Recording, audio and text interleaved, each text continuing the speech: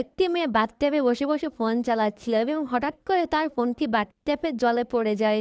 মেয়েটি ভয় পেয়ে দৌড়াতে দৌড়াতে ওভেনের কাছে যায় এবং মেয়েটি ফোনটিকে ওভেনের মধ্যে দিয়ে দেয়। ফোনটি ইলেকট্রিক শর্ট হয়ে ওখানেই ব্লাস্ট করে এবং এটি দেখে মেয়েটি অনেক ভয় পেয়ে যায় এবং তার মা অনেক রাগান্বিত হয়ে যায় এবং মেয়েটিকে দৌড়ানো দিতে বাসার বাইরে ছুঁড়ে ফেলে দেয়।